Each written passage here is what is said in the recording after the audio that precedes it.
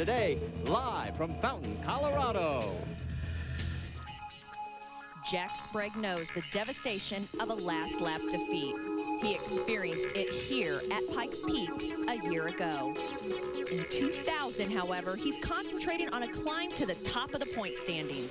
2 wins in a row at Memphis with a last lap pass of his own. He's ready to redeem himself and score the three-peat. Jack Sprague has a chance to tie the series record of 3 in a row that's currently held by Ron Hornaday, set back in 1997. But Jack's got a lot on his mind coming into this race, a lot of concern with the tire wear. What are your thoughts coming into the race? Well, I don't know. I tell you, that's pretty much our full concern. The guy's done a great job all year. The GMAC Chevrolet obviously has been running extremely well. I think I've got a good truck. I really can't tell because of the tire situation, but I don't think we've got enough to go the distance, and just going to have to take care of them and do the best we can with them. And, you know, we've got what we've got, and everybody's got what they've got. But the biggest thing is, you know, to try not to have trouble and hit the fence and lose a lot of points. So it's going to be a little hairy for the first 60 laps or so until we can get some tires off and see what they look like. But Goodyear does a great job with the tires, and you know, I don't know really what's going on here. I'm not smart enough in that department to figure it out, but we're just having a little trouble. They're going to try their hardest to figure it out and have the best tire management to try to beat their rival here at Pikes Peak, Mike Wallace. Mike Wallace is having a career year. Wins at Daytona and Homestead have crowned him the point leader. But it may be lonely at the top here at Pikes Peak. His style has produced victories, but that aggressive, anything-to-win attitude has caused commotion on the track and heated conversations among friends often. Andy Houston believes he may have crossed the line at Memphis, and Wallace had better watch his mirrors. He'll do whatever it takes to get the position, and I definitely won't cut Mike Wallace any slack, that's for sure.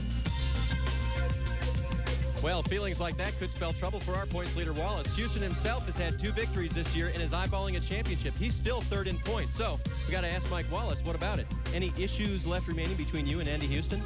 No, not that I'm aware of. You know, Andy and his team, congratulate them on the pole they set on this week. Great team. We all tested together Monday in Kentucky. So, you know, we race each race as it's an individual deal. Anything that happened last week's behind us, and it's got a great group. We got a great group here. We're all racing for a championship, racing for a win. And we'll have a great race here today.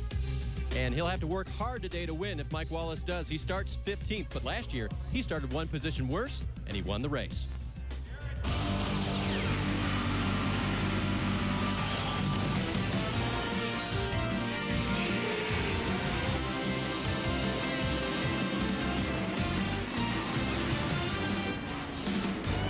We're over a mile high in Fountain, Colorado for round 9 of the Nascar Craftsman Truck Series. Pikes Peak in the background as we're at Pikes Peak International Raceway for the Granger.com 200 and the Nascar Craftsman Truck Series. The last time we saw Andy Houston, he was in the wall, and it has hurt him desperately. He is in the points now in 3rd position. He has a total of 131 markers behind points leader Mike Wallace. Jack Sprague has moved into the number 2 spot, only 40 markers behind.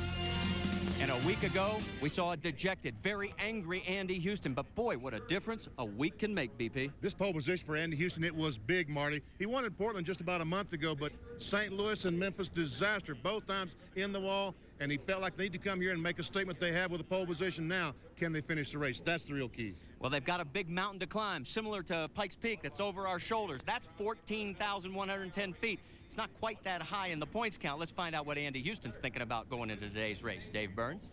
Well, Marty, that 15th place finish at Memphis put him 57 points further back from points leader Wallace. So that's a pretty tough deal. Now, Andy, how did you bounce back personally from that disappointment last week, and how'd the guys bounce back getting your truck ready? Well, you know, a lot of hard hours and a lot of effort. The guys worked really hard all week, brought a brand new truck here this weekend, and, you know, no better way to debut it than by starting on the pole here. So, really, our focus is just to stay up front all day and try to keep tires on and hopefully make it win number 3. No lingering thoughts about your altercation with Wallace? No, not really. I mean, you can't focus on that kind of stuff. You just have to, you know, you just have to go on. And really, I feel like nothing would be more satisfying than, you know, wearing the field out here today. So that's what we're going to try to do. That's the most satisfying way, guys. Put it to them and win the race. With a 4th qualifying position, the best ever in the NASCAR Craftsman Truck Series for Rob Morgan. Very excited. Your team has stepped it up. A lot to do with your new crew chief, Bill Engel. Tell me a little bit about your confidence coming into this race. I think just with Bill's experience and what he brings to the team and the preparation in the trucks, it just gives me a lot more confidence as a driver. He helps me. Bill's driven, so he helps me as a driver and knocks me around when I need to be knocked around a little bit and straightens me out. But he's brought just a lot of confidence to the whole team, I think. Well, this is Rob Morgan's 45th career NASCAR Craftsman Truck Series start, and he's very excited, hopes to run in the top 5 all day. Well, we're getting ready to take a look at the starting grid, but from one Rob to another, Robbie Knievel earlier today was flying through the air with the greatest of ease. His landing, look at this, no hands. Our guys won't be doing that, but his landing might be a lot better than some of the guys competing in today's NASCAR Craftsman Truck Series event. When we come back, we'll set our starting grid and go racing. Round 9 of the NASCAR Craftsman Truck Series. Stay with us. Trucks have just fired engines here at Pikes Peak International Raceway, and on the front row, in fact, the top 4 broke the old track record. Andy Houston did it the quickest, 133 and some high change in his Chevrolet, and that's his 3rd career pole. Randy Tolsma alongside his best starting position of the year. In row number 2, Greg Biffle and Rob Morgan. They actually tied. You can see identical speeds. Biffle gets the slot because he's higher in the points. Then in row number 3, another guy with a career best qualifying, B.A. Wilson, and there is the defending series champion, Jack Sprague. In row number 4, it'll be Kurt Busch, leader in the Rookie of the Year point standings, alongside one of the guys who's really been coming on strong, Brian Refner. And then in row number 5, Dennis Setzer, and the man making his return to his home track, the High Plains drifter of Rick Corelli. Inside of row 6, Ricky Hendrick. This is Rick Hendrick's son in his first NASCAR Craftsman Truck Series race, and Rick Crawford on the outside. Back in row 7, Carlos Contreras. He seems to be getting a handle on this stock car racing out of Mexico. And Joe Rutman, the veteran. In row 8, Mike Wallace, the points leader, trying to work his way forward. And Randy Renfro. Back in row 9, Scott Riggs out of Durham, North Carolina in the RC Cola Dodge. And Steve Grissom in the Petty Dodge. In row 10, Jim Engelbright, the Jelly Belly Chevrolet, and Lance Hooper. And in row number 11, 2 guys that struggled in practice and qualifying, Terry Cook and Jimmy Hensley. Then in row number 12, Lance Norris. Remember, he's got that broken wrist. He is going to be coming out. Hermie Sadler will be taking over. First opportunity, Jamie McMurray alongside in row 12. Row 13, Chris Horn and Randy McDonald. Then in row number 14, it's Ryan McGlynn and Rick Ware. And then in row number 15, Coy Gibbs and Andy Gensman. Back in row 16, we find Wayne Edwards and Marty Houston. Blew a motor in qualifying. That's why he's so far back. Bill Bonifield, Billy Kahn in row 17. And in row 18, Bobby Hillis. Out on the pace laps, let's take a look at the makeup of today's field. It's 19 Chevys, 9 Fords, 7 Dodges, and look at the difference. Now, just 2 races ago, everybody had a pair of victories, but thanks to Jack Sprague, Chevrolet has opened up a 10-point margin in the Manufacturers Championship. Houston has a couple of victories, and Jack Sprague has a couple of victories. And there is the front row, Andy Houston and Randy Tolsma. Let's take a look at the race analysis. 200 laps. That's a little less than last year's 300K. Versus 488,000. The pit window for tires more than fuel. They could probably go about 80, 85 laps on fuel, but we have talked about tires, and some of these teams are going to be lucky to make it to 60 laps, BP. And the race record, first race, as we said, at 200 miles, and total margin of victory in the past 2 events at Pikes Peak, less than 1 second. Last year's finish, the 3rd closest in series history. On boards. Jim Engelbright, the Jelly Bell, is on board. It looks like he's hauling a truckload of jelly beans. He starts back in 19th. Mike Wallace, Team ASC Ultra Wheels on board camera. Mike starts in 15th. Greg Biffle has the Granger Ford in 3rd spot. He has an onboard camera today. We'll be following his action. And our pole sitter, Andy Houston, in the Cat Rental Store Chevrolet. One of the things that really struck me, yesterday's happy hour, rookie Kurt Busch, rookie Ricky Hendrick were 1 and 2 as far as the final speed charts were showing, and Marty Houston was 4th quickest, so we'll have to keep an eye on those 3. Let's go to Amy East for a quick update from the pits. Amy? Something else we're going to have to keep an eye on is the tires. We heard Jack Sprague talk about his concerns. Greg Biffle also has those concerns. This is a set of right sides from yesterday. This is his right front. As you can see, already wearing down to the cord. There's also on the right rear, you see marks like this all the way around it. 35 laps on this set of tires, major concerns down here in the 50 pit. Dave Burns. And Amy, some of the teams are going to try to take advantage of that. The teams that did not have trouble with tire wear, including the 25 of Randy Tolsma and our pole sitter Houston. I just spoke with Gary Showalter, Tolsma's crew chief, and he said we can go 80 laps on tires, but everyone may come in for that 30 to 40 lap stop to put on right side tires. He said we're going to have to come with them because otherwise they'd get back out there and run us out of fuel. Thanks, guys. They continue to make their way around the track here at Pikes Peak International Raceway. We'll take a commercial break and go green flag racing here at the Pikes Peak International Raceway. Series today, our aerial camera coverage brought to you by Grainger.com, your source for thousands of brand name industrial supplies. Grainger.com, it's the right tool for the job. Log in today. Lights are out on the pace truck. That means we're going to go green flag racing next time by. And it is rarefied air here, BP. You're 6,500 feet. Who is going to take the deepest breath at the end of the day? A little over 2 hours from now, we're about to find out. 200 miles of racing, 200 circuits here on this 1 mile layout. $488,000 at stake. And of course, those oh so valuable championship points. Pace truck pulls off. Speed coming up. Andy Houston, Randy Tolsma on the front row. And round 9 of the NASCAR Craftsman Truck Series is green.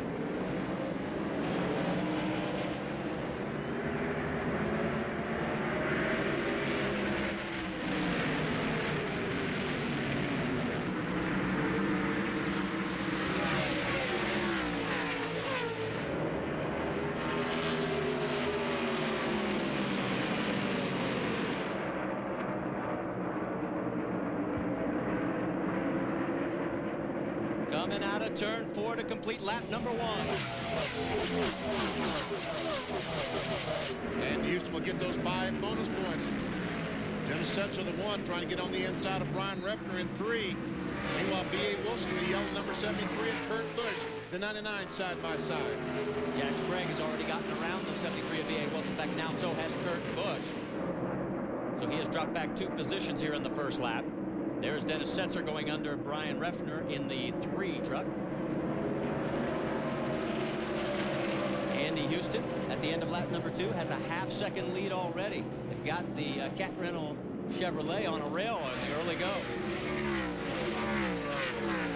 There's Rick Corelli, a 66. Hometown track he wants to do oh so well. Here's Mike Wallace, the points leader, the 2 truck, trying to get on the outside of Rick Crawford. Now back up to the battle between, now back to Rick Crawford and Mike Wallace side by side. And Wallace is now up to 12th. He has picked up 3 spots. 3 wide down in turn 1. Hang on, that's Jimmy Hensley on the outside. Back on board with Jim Englebright. That's Terry Cook right behind him. It's a battle for 19th on the racetrack. Well, he goes up, Englebright goes up the hill, gets a little loose, and as he does, Terry Cook just goes right by. Right behind him, that's Jimmy Hensley going under Lance Hooper. So Hooper in the process of going backwards, the former Southwest Tour champion. And Hensley, who had a very difficult practice in qualifying. In fact, he is running this race very sick. He's got a sinus infection, can barely talk on the radio. The guys are having a hard time communicating. Meanwhile, look at this battle up front. This is the battle for 4th. That is Rob Morgan in the Axiom Ford, right in front of Jack Sprague and Kurt Busch.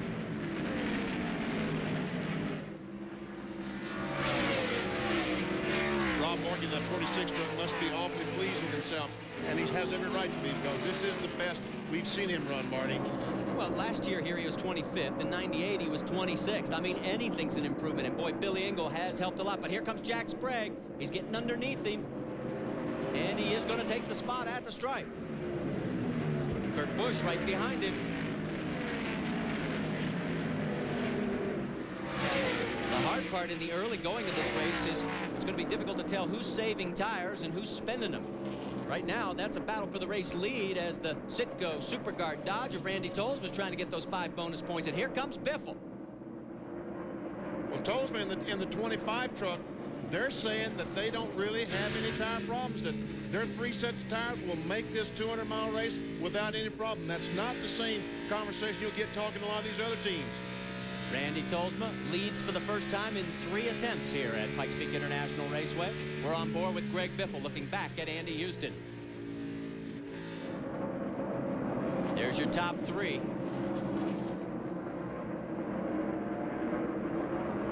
And Tolsma, after having a series of setbacks early in the season where mechanical problems befell the team and also some crashes that weren't his fault. And we've got a full course yellow. We've got debris on the backstretch. So our first caution flag of the day has just come out. And there's the debris. And I'm trying to make it, is that a water bottle? Or is it, yeah, it looks like it could be a water bottle. I don't know, but it looks like it would be a piece of aluminum, or it looks metal because the wind, ooh, yeah. Somebody just ran over it. And unfortunately, it's too early. Only 9 laps completed. It's too early to make a pit stop. This benefits Lance Norrick. Now remember, we talked about Lance breaking his wrist at our last event in practice, and it is in a cast. He has 13 pins, a titanium plate. They did a bone graft, and he said, I'm hoping and praying for an early yellow because they'll put Hermie Sadler into the truck. So as soon as pit lane is open, look for the number 90 of Venice Chevrolet to be diving down into pit lane. And another tip of the hat to Aventus and this team, as they have put another 100+ families that suffer from hemophilia. They've done over 500 families, bringing them to racetracks all over the country here in the NASCAR Craftsman Truck Series, and they are just doing a great job. There is Hermie with the helmet on. Wow, what a helmet. Yeah, what happened to days when the helmets were just like white when you had them? White, that's all the helmets I ever had were white. Well, we did paint one blue back, I think, in 1979. Yeah, but it was all blue. All blue. Danny Riggs has got the green flag signifying that the pit lane is open, and you can bet that Lance Norrick is going to take advantage. Well, he needs for these teams to close up. You see, look at all the gap between all these vehicles, and he needs for them to close up because he needs to get in. This is going to take quite some time with all the radio hookup and all the air hoses blowing on these drivers. It takes a while, so he finally wisely passed these guys and will come down pit road. Let's go down to Dave Burns, who is in Lance Norrick's pit. Now, part of Lance's program is called Victory Lane Kids, and Spencer Straub today is the honorary crew member. He's holding the signboard today. Spencer is a hemophilia sufferer, and he's also a drag racer, so it's a big thrill for him to be involved in the event here today. Unfortunately, his driver, Lance Norrick, is going to have to get out now. Fans will remember last week at Memphis, Lance was injured in a practice crash in happy hour. He has 13 pins, a plate, and a bone graft in his left wrist. He's now out of the truck. Hermie Sadler goes in for his 3rd ever Craftsman Truck Series start, and Hermie told me just before we went green today that he is ready to get in this truck because they're a lot better than they used to be. He said they used to drive like trucks, now they drive more like cars. Guys? Well, he finished 5th at Martinsville back in '95, so Hermie can hustle the truck around the racetrack. Stay with us. We're under our first caution here at Pikes Peak. National Raceway, a change for the lead. Yes, the Granger Ford of Greg Biffle gets around Randy Tolsma. Not yet, he hasn't. Tolsma's still on the outside, but now finally Biffle will take the lead. Kurt Busch, little nudge to the 25 on the outside. We're going to go 3 wide. No, Andy Houston says not enough room. So Greg Biffle becomes our 3rd different leader here in the early going. We've only run 14 laps of the 200 schedule. And look at Kurt Busch. The young 21-year-old rookie is into 2nd. Now the 25 has slipped back, Amy East. Any particular reason why? It was initially as a favor to Greg Biffle and the Granger team to let him lead a lap. He was promised by Randy Goss through Gary Showalter he would give him the lead, him being Randy Tolsma, the lead back. Randy said, I'll do it. We may need a favor from him later, but I'm reluctant because he couldn't hang with me and Andy Houston, and he was afraid that Andy would get his nose in there as he has done, and now Randy has dropped back. So a costly favor that he just wanted to give to a fellow teammate. Still early in the race, though. It's still early in, and Tolsma has a very good truck. This sit-go truck is very good today. On board with Andy Houston, and you're looking back at Randy Tolsma. This is a battle for 4th, as you see on our scoreboard. Check it out, see where your favorite truck driver may be running at the time. You heard earlier Andy talk about this is a brand new truck. It's chassis number 007. Guess what the name of the truck is there, BP? Bond. James Bond. James. Shaken, not stirred, don't forget it. Here we go. It's Greg Biffle opening up a bit of a margin now. Has a 0.6 of a second lead over his Killer Bee teammate, Kurt Busch. Jack Sprague, another 0.2 back in third. Lance Norrick is just gotten out of the truck. Let's get it caught up with him and how he's feeling. Oh, and Mike Wallace. Wait a minute, guys. Mike Wallace slowing dramatically, giving up a lot of ground on the backstretch. Benny, it doesn't sound too good.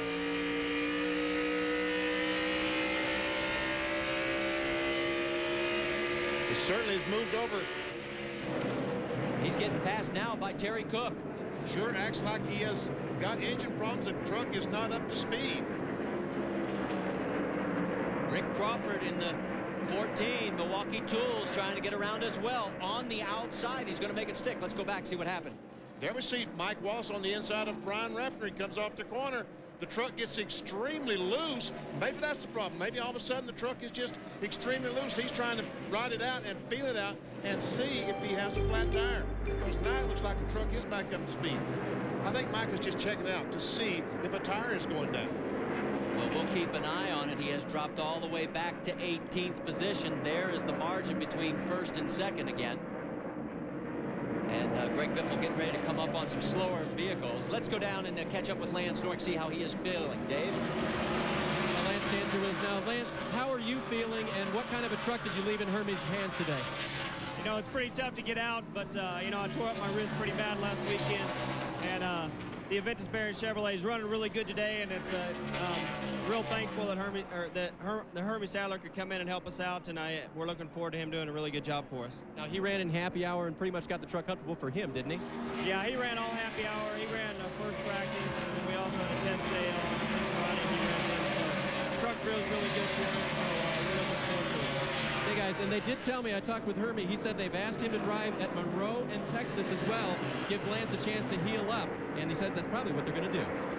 Well, he was 19th quickest in happy hour, but he also went a lap down, BP. Yeah, we need to bring you up to date that Lance Norrick, we saw him passing those vehicles. I thought that was a great idea, but NASCAR did not agree with that. You're not supposed to pass cars to move up to pit in the NASCAR Touring Series, so they held him one lap for passing those cars on the apron of the racetrack. So he is shown in 35th position. Let's get an update on Mike Wallace. We're riding on board, Amy.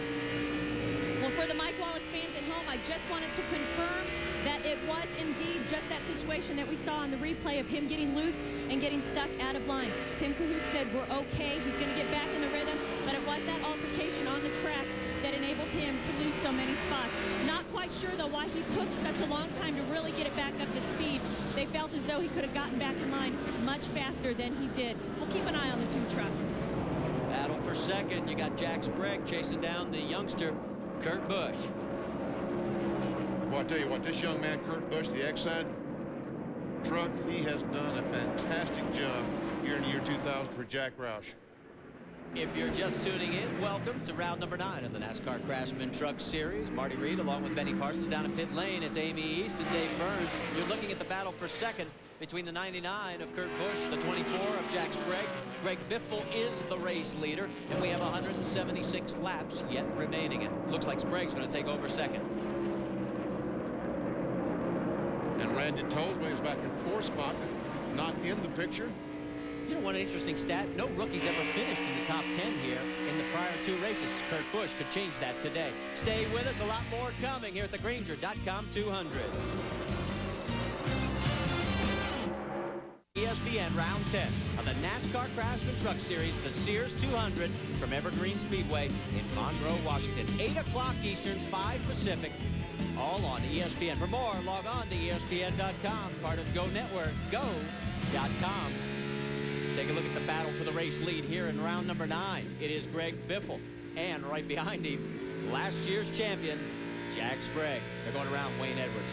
Let's see, but they'll put some distance on the 99 truck of Kurt Busch. Now you might see a little duplication in the GMAC Financial Services Chevrolet camp. That's number 17 of Ricky Hendrick. Right now, Ricky running in a very respectable 12th in the number 17 truck. Randy Renfro, the 41, thought he would take a look on the inside and decided against it. There's Andy Ginsman in the Hastings filter, number 27. He's being lapped by these trucks of Refner, Hendrick, and Renfro. This is Ricky's first ever NASCAR Craftsman Truck Series race. Do you know his dad actually ran at Hartland Park, Topeka back in 1995? Oh, yes. Remember that. Refner's team, boy, you talk about that Johns Manville Chevrolet. They have been coming on strong. They have done very well. 5 top 10 finishes in a row, and that's a brand new team that they put together. And look at Ricky Hendrick looking inside of Refner here in the early laps. He's got the position. Another one coming up behind him. That's Refner's spotter.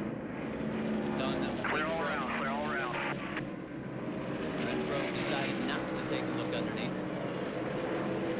So move Ricky Hendrick up to the 11th position. He's running a lap time of about 28.7 seconds, which is only 4/10 off of our race leader. The pace very slow here in the early going, BP. It's very slow because they're concerned. All these drivers right now concerned about these tires. Until they make that first pit stop and see what the tire wear looks like, they just don't know what they've got. Well, the other element we have to point out is the temperature is the warmest it has been all weekend long, and we're talking significantly warmer, like about 15 degrees. Rick Hendrick is here and is watching his son. In fact, we've caught up with him, Dave Burns. I think you got him. Right on top of the toolbox, Marty, we caught up with Rick. Rick, they're at a slow pace for this tire situation they're all watching. Is this really an advantage for Ricky in his first Craftsman truck race? To slow the pace down? I couldn't hear you. That's all right. They're kind of running a slow pace so far, Rick. Is that good for Ricky? Yeah, we're trying to get him just to be patient and save his tires. And right now he's doing that. I think he's 10, so that's where we want him right now. You've been a great supporter of the truck series. How cool is it for you to get Ricky involved in it now? Well, it's a great series, and we know GMAC's been real good to us, and it's a good place for Ricky to learn and get some seat time. And I understand he's got a pretty darn good truck under him this weekend, too. Oh, yeah. Dennis Connor, they build some awesome stuff, and Patrick Donahue takes care of the Busch car in this. You know, they've got some really good equipment. I'm proud of all these guys. They've done a great job. That is one of the neat things about it, guys. I mean, this truck won I-70 with Jack Sprague in it last year. Jack almost didn't want to give it up. It's a good one. And he mentioned Patrick Donahue. The Pepsi Busch NASCAR Busch Series guys are the fellows that are taking care of the Ricky Hendrick trucks this weekend. Jeff Gordon's Busch team and Ricky Hendrick's Busch team. That's a battle for 8th that we're now focusing in on. Joe Ruttman has just gotten around B.A. Wilson, and Ruttman, who started 14th, has been picking them off slow but sure. There's Rick Corelli now closing in on B.A. Boy, Corelli wants to do so well here. He has never been so frustrated in his racing career. He says, Marty, I've never had so many DNFs in my life. And this team has been struggling. It seems like every time they take a step forward, they take one or more backwards. And it has just been a struggle, but they have yet to give up. Their attitude's been fantastic. And what a tremendous round of applause that Rick Corelli received today when introduced to this partisan Colorado crowd. Let's go back to the race lead. There's the margin. The Granger Ford of Greg Biffle is up front. They don't need the tools yet, but they will soon. Stay with us. Our points leader, Mike Wallace. He shredded a right front tire, came in, had to change it, has lost 2 laps, BP. And let's get an update from Dave Burns in the pit. Dave? Marty, I just spoke with Tim Cahoot. He was very loose, and the tire now shredded back in the back of the pit stall for Mike Wallace. They don't think it blew or cut down. They believe that it was leaking slowly. Tim told me that Mike had radioed in that he was very loose, and that definitely could have been the reason. When they did come in, the pit stop was a bit long. Jackman Rick Pennington was unable to get the truck up immediately because the tire was down in the front, so they had to lift the truck, get the jack underneath, and then put 2 right side tires on and fill it full of fuel. And what this does to the points championship, look at this. Sprague would vault into the lead if the race ended right now, and Wallace would be 63 markers behind.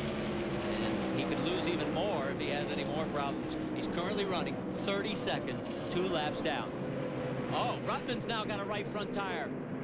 So we were worried about tires today, and so far here in the early going, we may be seeing some problems. In both situations, the tire went flat at the worst possible spot going in turn 1. Mike Wallace and now Joe Ruttman both have to ride the entire 1 mile racetrack with the right front tire flat on the rim. And Ruttman, who has been besieged with problems lately, look at this thing. It is just shredding the bodywork. Let's go back, take a look. There he is going down in turn 1. The right front tire goes flat, and Ruttman just is so lucky that the truck did not veer right and go directly into the wall. Last week at Memphis, 19th. Dave, he's screeching to a halt. We'll see if they can have any better luck on the right side than the 2 crew did. Same problem, of course. The truck now down below where the jack would normally get underneath. And so they're looking at the right front again, going to pull that up. Tim Cahoot just looked over at me and shook his head, said, we got problems, in reference to Mike Wallace's problems. And finally now they're going to get to work on that right front. It looks like there may be some more damage underneath there, as Tim Horton, the jackman, now had to wait. And now trouble getting that whole thing off there. Gary Mann throws it aside, cleans off the grill while he's at it, and sends him back out. Finished 3rd here last year, but Joe Ruttman's chance to get back into this race as we look high above from our Granger.com copter cam, his chances of winning are over today. Right now, Ruttman is shown in 28th position and will probably lose 2 laps before he gets back up to speed. In fact, there is our race leader, Greg Biffle. His margin about 0.7 of a second. You can see what that looks like on the screen. Back to Jack Sprague. And Sprague, remember the first race of the season, BP? Finished 33rd, was like dead last in the points. And right now, he's got the lead of the points in a stranglehold if he just runs consistently today. On board with Jimmy Englebright. Looking back at Greg Biffle, the leader right now, Englebright is running in the 23rd position. Be patient. Be patient, Max Jones told Greg. Everybody is, I'm sure, keenly aware of the 2 tires that have gone down already. Here comes Biffle on the inside.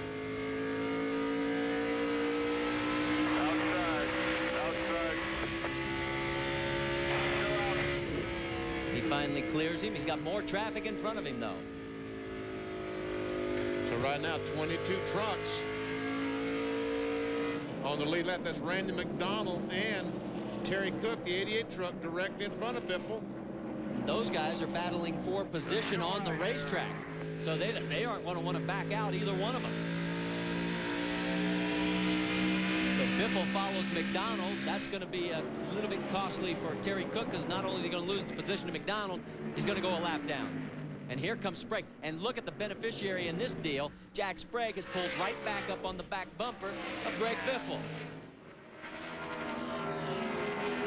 He picked up half a second in 1 lap, thanks to the traffic.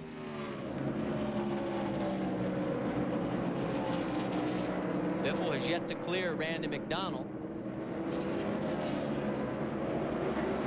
Cook and Englebright, that is a battle for position, but both of those trucks are a lap down.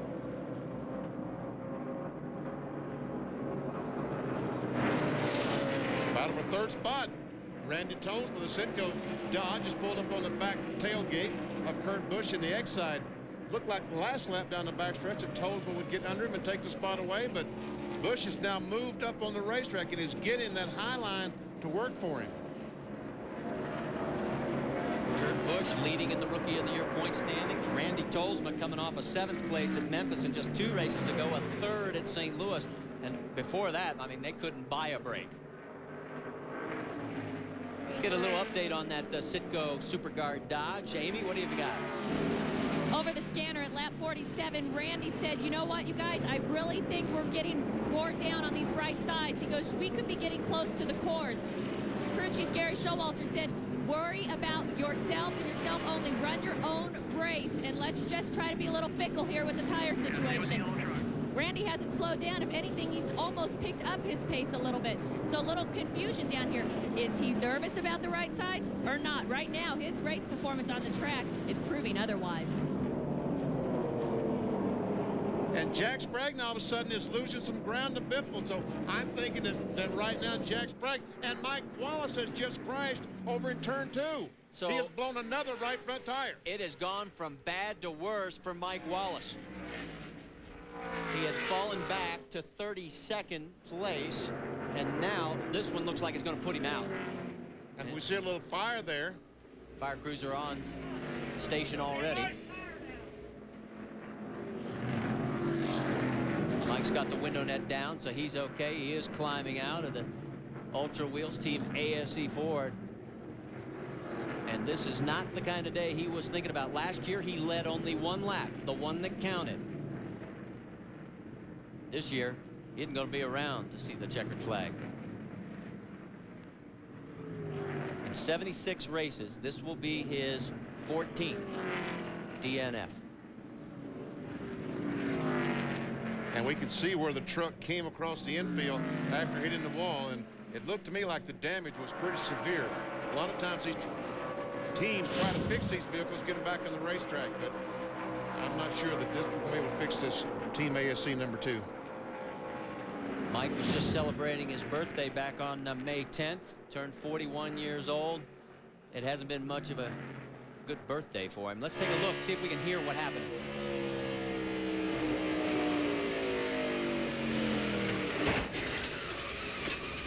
That's what happens when the right front tire goes flat. Oh, Rob Morgan just barely got by. We've got pit stops. The race leader, Greg Biffle's coming in here on lap number 59. So we said about lap 60 they would need tires. Dave Burns, you've got it.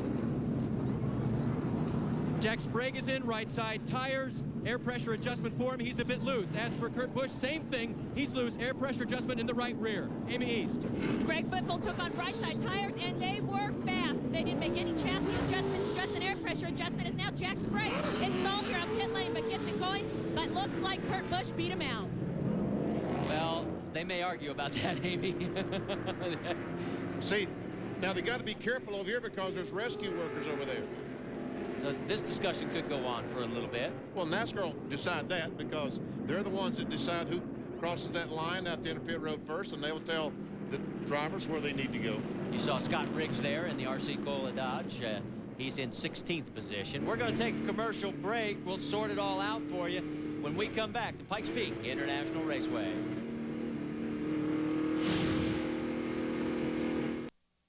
Here at the Granger.com 200 at Pikes Peak International Raceway. He has surrendered the points lead as a result of 2 right front tires going down. Let's go back and show you what happened one more time. Wow. That's a bit that's psychedelic. Yeah, it is. Right front tire goes flat. You have no control over the vehicle. And Rob Morgan just barely goes by. And Mike just kind of pulls over to the fire truck and says, in case there's a fire, you can put it out. Now look at what happened to Jack Sprague in the pits. He's trying to come out, and the GMAC Financial Services Chevrolet stalled. And now the battle with the 99 of Kurt Busch, and we're waiting for NASCAR to sort it out as to who gets the 3rd position on the racetrack. And that's what's left of Mike Wallace's truck. Well, it looks like that Kurt Busch is going to be 3rd because they rode around for a couple of laps on the caution flag side by side, but now finally Busch has moved into that 3rd spot. And there's Andy Houston right behind, and there's your race leader as you look out the back of the Granger Ford of Greg Biffle. We'll be back right after this. Second caution period here at Pikes Peak International Raceway at the Granger.com 200. Greg Biffle out in front, and Mike Wallace is in the garage area. Man on the move. The 75 of Marty Houston started way back in 32nd after blowing a motor in qualifying. He is up to the 10th position and has really been hustling that Spear Chevrolet, doing a great job, up 22 positions. Jimmy Hensley not doing bad as he has moved up a total of 13. There's Hermie Sadler in the number 90 taking over for Lance Norrick. Pace truck pulls in. Lap vehicles to the inside. Greg Biffle, our race leader, on the high side. And we're back to green flag racing.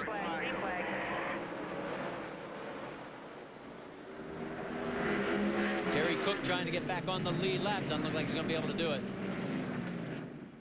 Boy, what a great start for Greg Biffle.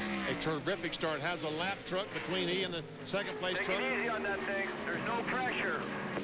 Max Jones said, take it easy now. Don't run too hard these first few laps. Let the air pressure build up before you try to put any pressure on these tires.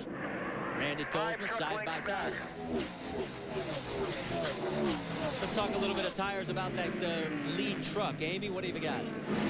Up and down pit lane, it's been tire management, and after that first round of pit stops, Greg Biffle's tires seem to have almost the exact same wear as the right side tires from practice yesterday. You could see the cords coming through on the outside of the right side tires. Again, with Jack Sprague, his tires were just almost identical as the 50s, and Dennis Conner said, we are not going to push the issue. 57 laps on the right sides was more than I would have liked to have run, but the truck with the best tires, who was actually the one that we updated as being concerned, Randy Tolsma, had the best set of looking right side tires down here. So the Dodge wins the tire management war on this end of pit lane. And something's wrong with the 99 Exide Ford. Kurt Busch pulled high and stayed out there as about 4 trucks went blowing by. I don't know. Busch might have gotten up in the high stuff and just lost momentum. We'll see. Rick Corelli side by side. Dennis Setzer looking to go underneath him as well. That's all for positions. The last time they went down in this corner, Kurt Busch was on the outside of a 3 wide, and my guess is that he got in the loose stuff and just had to back off and lost his momentum. Corelli's going to take another look underneath the Exide Ford.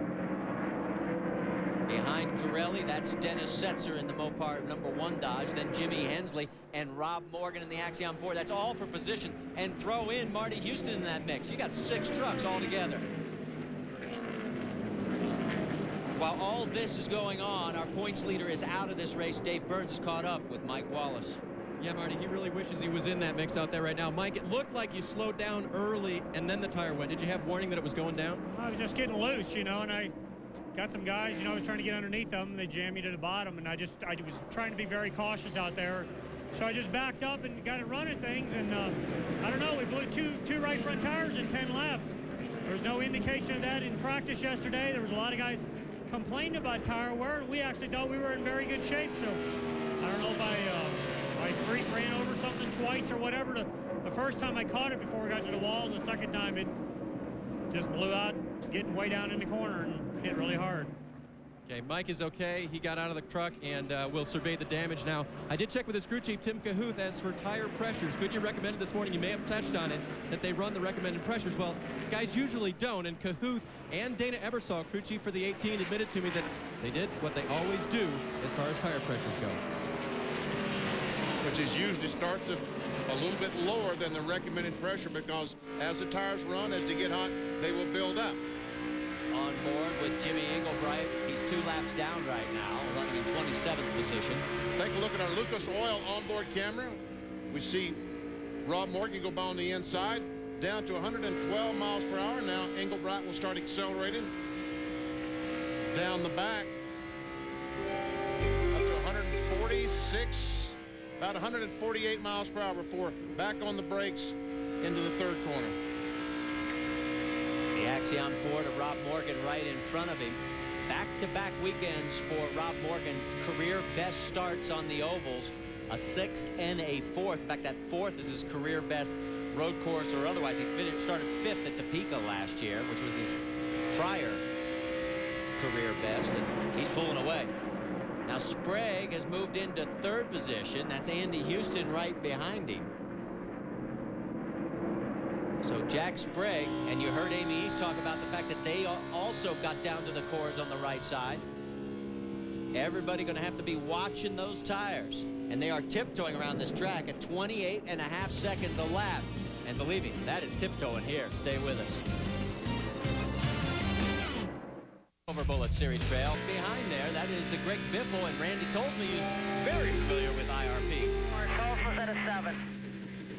You know, during the commercial break, we were listening to the radio of Greg Biffle, and he was talking about he felt like that left rear tire was giving up, BP. Well, and that's one thing. You know, the first time the right side tires, they ran 55 laps or something, and the tires were okay. Well, now they changed the right sides. They didn't have any lefts. So now the lefts aren't as good as they were to begin with, so they're going to put more pressure on these right sides now. So for the next 50 laps, it's really going to be critical to see how these tires wear. Well, you know, Greg Biffle comes from the great Northwest, and is he ready to erupt for victory #1? Let's check in on Mount St. Biffle in the 2000 season. He's led 6 races up through this one. It's 7 now, actually. But he has yet to win, and he had 9 total victories last year. His points position actually one better at the same stage than last year. He was 6th, and he's currently 5th coming into today's action. and leading this one. In fact, he has led a total of 68 of the 82 laps run so far. So the Granger Ford doing very well here at the title event, the Granger.com 200. Well, I'll tell you what, Jack Sprague has dropped off this pace between these two. He is about 2.6 seconds behind the race leader. He knows that he has to take it easy on the tires. I'm talking about Jack Sprague. That's one reason he's fallen back. There is the 24 GMAC Financial Services Chevrolet. Do you realize he has set a personal career best record over the past 7 races? After that dismal start where he finished 33rd in the crash at Daytona, he has finished no lower than 3rd in the last 7 races. That's an incredible streak. There we see Kurt Busch, Dennis Setzer, and Rob Morgan. All these vehicles battling for position. Last lap by, Morgan was on the inside of Dennis Setzer's Mopar Dodge. Talking about the 46 Axiom Ford. There he is. And Rob Morgan, you know, we talked about this. He's in 2 weekends. He's done very well putting 1 lap together for qualifying. Could he put a series of laps together? And running 7th right now, BP, he's done it. There goes Jimmy Englebright. Then here's a great battle. This is for position between the 66 of Rick Corelli and the Mobile Max 2 Chevrolet of Jimmy Hensley. These guys duking it out for 8th on the racetrack.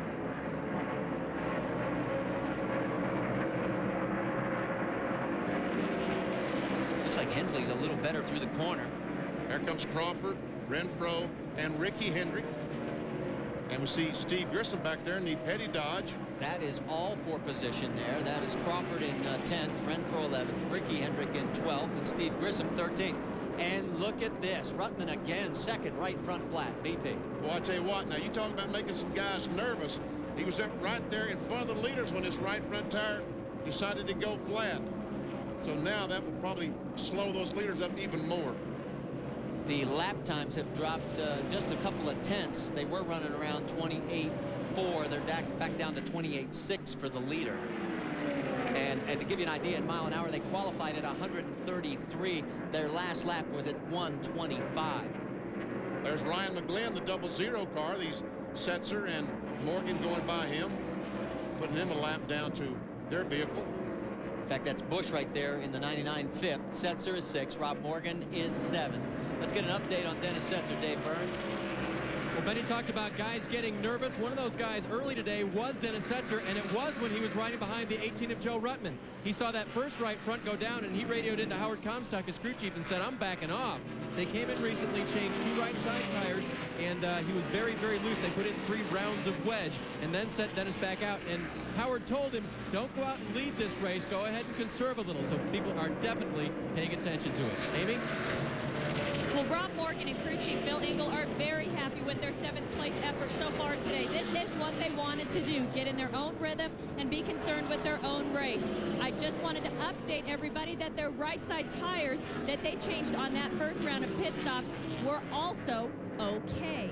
No complaints down here with the 46, so he may have some good tire wear going for him so far and could actually improve that spot later in the race. You can see Rob Morgan currently 16th in the points, 7th on the racetrack, and his last lap at 1:22. You talk about it's almost a snail's pace. On board with Jimmy Englebright, he's still a couple laps down. That's Andy Houston, and that is the race leader, Greg Biffle. We're at the Granger.com 200. Houston started on the pole and has run up front all day. He's currently running in 3rd. Got a great battle going on right there, you can see, with Jack Sprague. And what about Steve Grissom? Well, he started back in 18th, and he has been slowly but surely, effectively working his way up this field. He has moved into the 12th position, BP. Would dare say he'll be in this before the race is over. I think he will, because this is a situation you can't run as hard as you would like to, because right now Carlos Contreras is sitting on pit road with a flat right front tire in the Hot Wheels Dodge. So they all realize that the tires aren't a problem. Contreras was 18th when he came in. He's getting a penalty assessed. We don't know exactly what for. And here comes Steve Grissom in the right front. Looks like it's going down on the 43 Dodge. Wow, not even the snail's pace can save you. Wow. When you pit under the green, Dave, this is costly. And for Steve Grissom, the tire is not shredded all over the place like it was for Carlos Contreras, who was sitting on pit road about the time that he came down, but it's definitely flat. And as the crew goes and takes a look at it, that's what they're going to find. Now, I just spoke with Larry Krause, the Goodyear representative here this weekend, and he said they're not seeing the same problems they saw yesterday. So the guys that heeded the warning today to run recommended pressure and take care of the tires seem to be doing okay. But, and I say that from the 16 of Jimmy Hensley, their tires are great. And Troy Selberg told me, hey, we're playing by the rules and we're having no trouble. Battle for fifth that we're looking at right there. It is Dennis Setzer getting around the 99. And there is Rob Morgan. That is fifth, sixth, and seventh. Benny, are they, I mean, what do you do in this situation? Well, I don't know. I don't know what they're doing about air pressure. It could be that some of these guys are starting with a little bit less air pressure. Also, they may be too aggressive with the camber gain in the right front. You know, if you jerk that tire in when the car goes down the corner, if you jerk that right front tire in on top, it will help the vehicle turn. They can get it going the other direction. So some of the teams are doing that. They're very aggressive with that upper A-arm, trying to jerk that wheel in, give it some negative camber. When you do that, the tire has a tendency to ride on the inside of the tire, which will wear out quickly and blow. Well, we just got word from the pits. It was a melted bead on the 43. Now, normally we associate that with braking, and this is not a heavy braking track. It shouldn't be a heavy braking racetrack, but it could be that you're trying to take care of everything or really using too much brake. Rick Pirelli's on pit road with an unscheduled stop. Pirelli has pulled down into pit lane, and they are going to work on the right side, but it does not look like he has a flat. We are on lap number 102. Remember, the first yellow where everybody was pitting was back at lap 60. And they're going to go ahead and change 4 tires, which is really not bad strategy. You can do that under green flag conditions in the NASCAR Craftsman Truck Series. You can only take 2 tires when we are under caution. Meanwhile, Greg Biffle keeps cruising along. Does he have any problems? As of now, he doesn't. He's in front of the Grainger.com 200. Stay with us. Nazareth 200, the Carton FedEx race scheduled for April 9th, snowed out. Well, the makeup date is Saturday, 1 o'clock Eastern time on ESPN. For more, log on to ESPN.com, part of Go Network, go.com. We got some heavy action going on between Andy Houston, the Cat Rental Chevy, and Jack Sprague and Dennis Setzer. That's all for third. Today, the aerial camera coverage brought to you by Grainger.com, your source for thousands of brand name industrial supplies. Grainger.com, it's the right tool for the job. Log in today. Andy Houston was running third. He's now back to fifth as both Jack Sprague and Dennis Setzer has gotten by. And here comes Rob Morgan in the 46. He is having the race of his life. His career best finish was fifth at Heartland Park, Topeka. That was not a surprise. He grew up cutting his teeth on the road courses. Used to run the sports car series and now makes the move over here. And boy, look at this. Side-by-side racing. This is his best run on the oval since joining the series. Still down there. It's Andy Houston's spotter.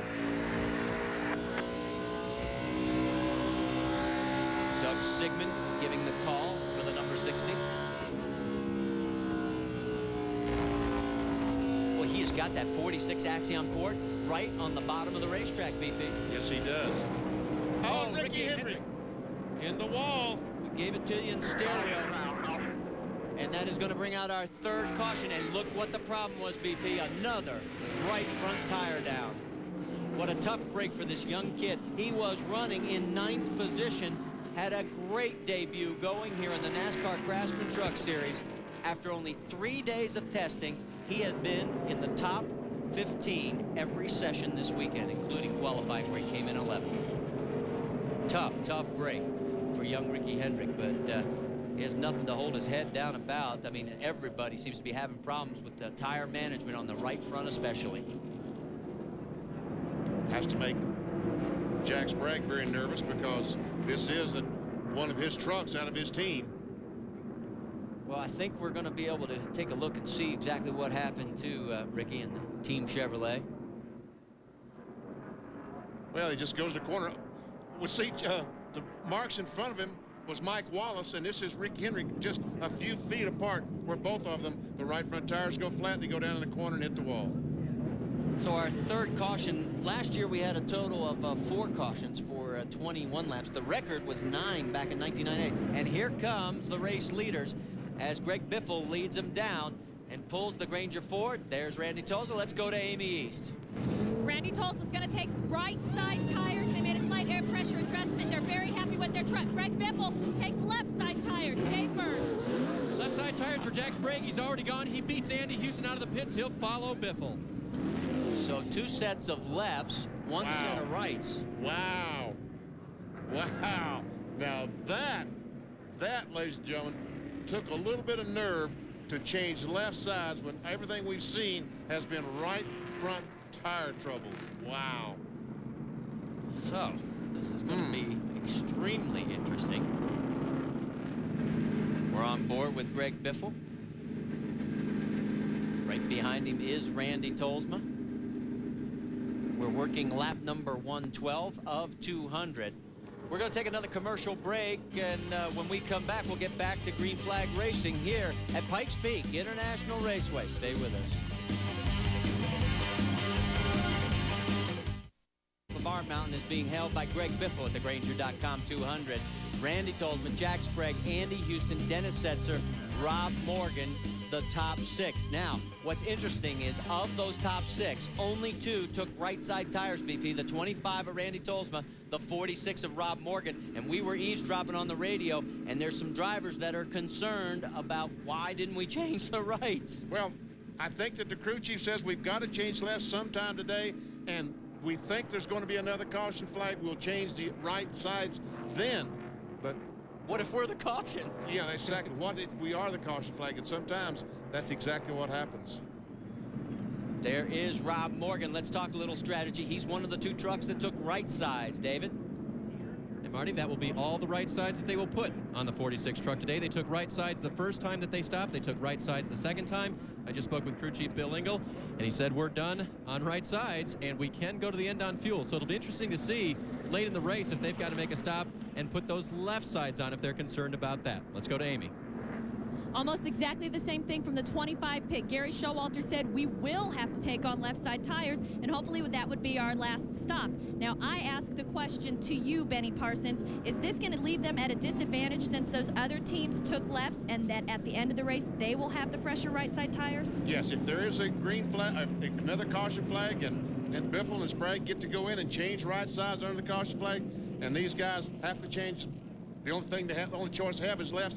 They're at a decided disadvantage, I would think. Well, and they also have to go 85 laps on these rights now because they have no more rights. So that's what's great about the NASCAR Craftsman Truck Series. Strategy with the 2-tire rule really plays into effect. Let's talk about Indy 500 coverage coming up Carburation Day Thursday at 3 o'clock Eastern, noon Pacific. And don't forget the pit stop competition will be included in that broadcast. The Indy 500 special Saturday at Saturday 3:30 Eastern, and before they go green at 4:30 Eastern. That's all on ESPN. For more, log on to ESPN.com. Part of the Go Network, go.com. Back after this. Tires have been the story today in round 9 of the NASCAR Craftsman Truck Series. We are still under our 3rd caution of the afternoon, and boy, the right fronts have been taking a beating. Look at the crowd, a great crowd, biggest crowd we've had in the 3 years we've been coming here, BP. A terrific crowd. They were lined up, as a matter of fact, about 50 deep out the ticket window this morning, trying to buy some tickets to get in and see the, not only do they have the NASCAR Craftsman Truck Series today, also the NASCAR Southwest Series this year, and some open wheel cars. Formula American. Formula American. So there's Jack Sprague. Right now, you know, let's talk a little bit about his season, because could this be a case of deja vu? Take a look at this now. His points position was first in 1999. It was second coming into this race, but with the troubles that Mike Wallace had, if the race ended right now, you're looking at the new points leader. And he already has 2 wins this year compared to 1 last year. Look at the top 5s, the top 10s, and look at the laps led, almost identical. And that's all before the start of this race, and doing very well. And like everybody else, though, very concerned about the right side tires. And Jack Sprague seems to be having fun this year. As much fun as I've ever seen him have. He just really seems to be enjoying himself and his season, working with his guys, the NASCAR Craftsman Truck Series.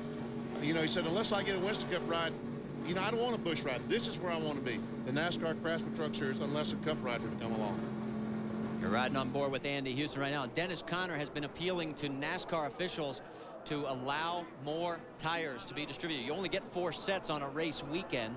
We have no decision on whether or not NASCAR will take that into account or whether or not it's run what you brung, fellas. But right now, everybody's getting ready to go back to green flag racing. As they're coming out of 4, the pace truck pulls off of the track, and we're going to go back to green flag with 80 laps remaining here at Pikes Peak International Raceway. And Greg Biffle, your leader. Green flag.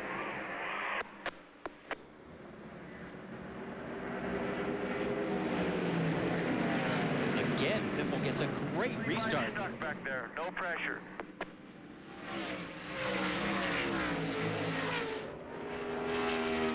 Running 2 abreast. The lap truck's on the inside. Look at Grissom, got a little high on the 88 of Terry Cook. On board with Andy Houston. Houston running in 4th. That's Sprague right in front of him. See B.A. Wilson there in the 73 truck. Evidently he's had some trouble, but I didn't check because he is now a couple of laps down. That's Joey Sontag out of Dallas, Texas. Sponsor on that 73 and owner. He is 2 laps down. He had his career best start today in 5th. Started 7th last year at Martinsville. That was his prior best start, but has fallen off the pace. And Steve Grissom back in the Dodge, the Petty Dodge. He's a couple of laps down, at least 1 lap down after an unscheduled stop with a flat right front tire. Let's get an update. Put a period on that 73 of B.A. Wilson. What happened, Amy? They decided to make a green flag stop just prior to that yellow flag. They took on 4 tires and lost track position at that time. They felt they needed to. They were a little concerned with the tire wear, although it does look okay down here. They took a green flag stop, and that's what put them the laps down. All right, thanks. That explains it very succinctly. And BA's day is going to be a struggle from here on out. Meanwhile, look at the battle closer to the front of the pack. That was Sprague, and he has dropped back about a half a second from Randy Tolsma, who is in 2nd place. And there is the 99 of Kurt Busch. We go on board with Andy Houston. Sprague and Houston, this is a battle for position. That is for 3rd.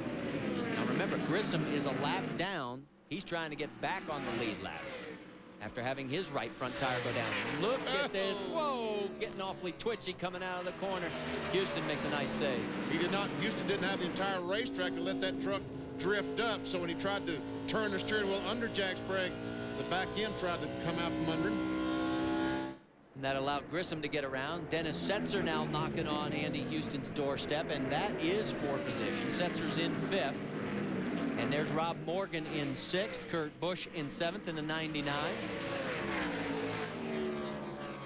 Well, what a great run going for Rob Morgan. He has been in the thick of this all day long. Now let's go back and take another look at Andy Houston. Here he comes off the corner now. He needs to let that truck go up the hill, but he can't because Sprague is there. And oh, look out. He did a nice job because that thing was pretty well around. Yeah, but the worst part about it is he just heated up the right side tires again. And that has been the Achilles heel on everybody today. On board with Andy Houston. Setzer has gotten around him. So Houston's back to 5th. And here comes Kurt Busch right behind. And right now, every one of these truck drivers is thinking one thing. Keep the right front tire on the truck. Keep the right front tire. Whatever we got to do, we got to save the right front tire. If you're just tuning in, 74 laps to go here in round number 9 of the NASCAR Craftsman Truck Series. Marty Reed, along with Benny Parsons, Dave Burns, and Amy East working pit lane. And let's take a look at our Dodge race recap, get you caught up. Greg Biffle is the race leader. He has led the most laps and will pick up 5 extra bonus points in the Gatorade money for doing that. We've had a total of 2 lead changes. 3 cautions, though, for 21 laps. Our average speed down to around 102 miles an hour. And tires have been the story. We've had right fronts going out, well, all over the racetrack. In fact, our points leader, Mike Wallace, was into the wall, sliding into turn number 1 when a right front tire blew, and he could not catch it before hitting the concrete. So Now you're caught up. Hope you'll stay with us to the end of the event. That's the battle between Andy Houston and Kurt Busch. That's for 5th. Let's go back to the battle up front.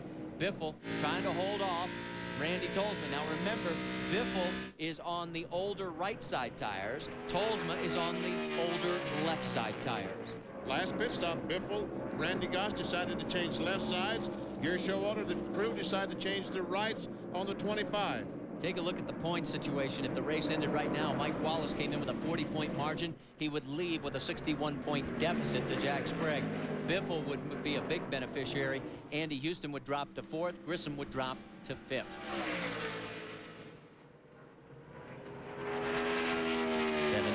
Laps still in the books to run around this. That's Biffle. So that's exactly what. That's right. You have. Look at this one. Oh, Ricky getting loose in the 17. He got a tap from the 0-2 of Englebright. Got him in the left rear and almost turned him around going in the corner. That is for position between Riggs in the 86 and the 17 of Ricky Hendrick. That's for 12th on the racetrack. And Crawford's in that mix as well. So Ricky, after sliding into the wall, has battled his way back to 12th. Let's get an update. Dave Burns, what do you got? They've had a good day so far. I just spoke with Patrick Donahue, his crew chief, about why they came in right after the green went out this time and put on left side tires. The reason they did that is because they had put on right sides during the caution, and they just want to get Ricky to the end of this race and keep him safe. So they put on left sides as soon as the green came out, and now they can go to the end of the race. They don't plan to stop again. Yes, let me correct that it is a 15th position, and he is 1 lap down, so that was my mistake. Sorry, guys, to get you confused there, but he is still running extremely well, despite having the brush with the wall. Now, remember we were talking about Greg Biffle. He had called into his team, said, have I led the most laps? They said yes. Surprise, surprise, we got a new race leader. Yes, because let Tolsma go right now. Biffle's concern is keep the tires on his Ranger Ford. We see going down in turn 1, Biffle just basically moves over and lets Randy Tolsma go. Well, that returns the favor when earlier in the race, Tolsma said, okay, you go ahead and pass me. And unfortunately, though, everybody else got underneath Tolsma, backed him up to 5th. On board with Jimmy Englebright, and we're going to take a commercial break. Stay with us. That's your leaderboard at thegranger.com 200. International Raceway, where round 9 of the NASCAR Craftsman Truck Series continues. Randy Tolsma leading here for the first time in his career. Earlier today, led for 7 laps. Last year, he was running in the lead pack when, take a look at the right front tire. Deja vu. I bet you he's thinking about those rights. It cost him a chance at victory here last year. And right now, he is in front of Greg Biffle. And oh no, Carlos Contreras, and again it looks like a right front, and our 4th caution of the day will fly. And so now those guys that have to get that last set of tires, BP, here on lap number 140, 60 to go. Rick Crawford had pulled in, but he will go right back out so he does not get caught and go a lap down. He'll be a lap down. He has been lapped by the leaders, but he probably will save at least 1 lap by not changing the tires. Window net down, signifying that Carlos is okay in the Hot Wheels Dodge. But, boy, we have just seen this too many times today, BP. That right front just isn't holding up. This is a huge break for those guys, for especially, I think, Jack Sprague and Greg Biffle. They will get to come in the pits now, change those right side tires. We get a look high above, thanks to our Granger.com copter cam. Boy, you're right. Remember, on lap 111, the 50 truck of Biffle, Setzer, Busch, and Sprague all put on left side tires. And then it was the 25 and the 46 of Tolsma and Morgan who put on the right. So, Dave, let's get the last pit stop here with about 39 laps remaining. And Kurt Busch is going to be the first one we'll talk about as he finally makes it down into his pit stall here. His young crew going to work. They're going to put right sides on. They've saved a pair this time, and this time, guys, they are going to put on tires on Kurt Busch's truck. Right side tires as well for Jack Sprague, and fuel to the GMAC number 24. Slight an adjustment too on Jack Sprague in east. Greg Biffle took on his right side, and Randy Tolsma took on his left. Of course, Randy's was a quicker stop while taking on the left side. He did beat Biffle out of the pit lane, but this is where it's going to come down to who's got the fresher tires, and it looks like Biffle with fresh right sides is hoping to be better than Tolsma with fresh lefts. And the reference you heard to the tires this time, definitely for the X-side Ford, was if you were with us at Memphis, late in the race, they took fuel only, went from the lead all the way back to 13th. They aren't going to do that again. And I think I said accidentally 39 laps. We have 59 laps remaining. Stay with us. Back after this.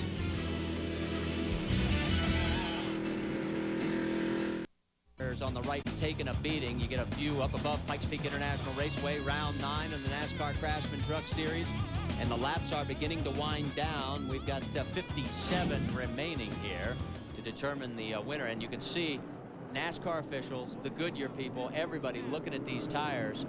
Amy, what have you found out? Well, what they're doing down here with a right rear that came off Greg Biffle's truck is putting water over it. Now, what they're trying to look for, of course, is a puncture in the tire. This has nothing to do with cords, nothing to do with wear. This has more to do with they think they've run over something on the track, and they are begging and pleading for a new right rear tire. Sometimes there is a puncture in the tire. NASCAR makes a ruling as to whether or not they will give that team a trade out, a new tire for the one that has a hole in it. Discussions are going on, and we'll see if they win the bet and they get a new right rear. It would be a big story here for the 50 truck. Let's reset it for you, as Randy Tolsma is the race leader, and it is Greg Biffle second, Jack Sprague third, Kurt Busch now fourth, and Andy Houston in fifth. Tail end of the lead lap, they'll have the option to now, Randy is trying to break a long drought. In fact, he's at the top of the list. These guys have all won at least one race in the NASCAR Craftsman Truck Series, but it's been 63 since Randy Tolsma last won. That was back at Mesa Marin, and that is so long ago. And he has been wanting to break that drought, come close several times, but this was his best shot today. His tire management VP has been excellent. In fact, no complaints from the Citgo SuperGuard team all weekend long. No, when I walked through the garage here this morning talking to the crew members and what have you, they were not concerned about the tires on this Citgo Dodge. Now, some of the other teams were very concerned, but not Gary and Randy. Now, you notice there were a series of trucks in front of Randy as we go on board with second place, Greg Biffle. Those trucks are all basically a lap down. They're trying to stay on that lead lap. Here is the pit summary. Tolsma, Biffle, Sprague, Busch. But look at Andy Houston. Came in ninth, goes out in fifth. Wow. Tip of the hat to the Cat Rental Store Chevrolet pit crew. They definitely did the job. That is very impressive to pick up 4 spots. If you pick up 1 or 2, you think you've done a good job. And there we are on board with Andy Houston. They have just put him back into contention in this race with that pit stop. If he'd have been mired back in ninth, he might have had too much traffic to deal with. And we see that the safety trucks going around the racetrack. I think NASCAR right now is having some trucks, some vehicles go around and visually look at the racetrack to make sure there's no debris laying on the racetrack to puncture these tires. Dave, let's get an update on what happened with Andy Houston's great pit stop. Yeah, they say they gained 4 spots according to their record keeping down here. They made a huge track bar adjustment, went down 4 or 5 rounds because he was very, very loose. So that is the second right side set to go on for Houston. He has none of those left. But what they may do, and I have not had a chance to catch up with Rick Wren, what they may do is assemble a pair of rights. That's what they're doing in the Rob Morgan pit. That's what they're also doing in the Jack Sprague pit, just in case they decide to pit again. That's not known yet. Most of them can make it on fuel, but they may come in for tires at the end if everyone else does. But again, they're assembling sets of tires. I asked Eddie O'Hare, the tire specialist for Sprague, and he said, I've got 1 right side from yesterday, and I've got 1 right side from today. So they're putting together anything they can to try to have a set of rights left just in case. And they might take, if this particular car's truck, for instance, the 60 truck, was to be wearing out the right rear more than the right front. Well, maybe they take the 2 right fronts or 2 right rears, whichever, and make them a right side tires. In other words, assemble a set of rights. The tire story is the biggest play of the day. Randy Tolsma's at the top of the leaderboard. Can he hang on? We'll find out when we come back to the Grainger.com 200. Pace truck has just pulled into pit lane. We're going to go back to green flag racing here on lap 149. Now, there are 3 trucks that are trying to stay on the lead lap. Oh, man, 3 abreast in turn 1. See B.A. Wilson in the yellow number 73 and Ricky Hendrick. And Marty Houston as well. Those are the three. They're trying to stay ahead of the race leader, the 25 of Randy Tolzman. And here comes Steve Grissom. He's trying to get a lap back and get on the lead lap. And Kurt Busch coming up on the outside of Jack Sprague. And Busch will take that spot away. And he did it with ease. And here's Biffle on the outside trying to take the lead away from Tolzman. While Ricky Hendrick and Marty Houston are battling to stay on the lead lap, the 50 and the 25 are the race leaders. They're duking it out for position. Look out, this is going to get a little close here. I thought Houston wasn't going to give him enough room, but he does. There goes Greg Biffle. He has taken the race lead. Kurt Busch has gotten around the 25 of Randy Tolzman as well.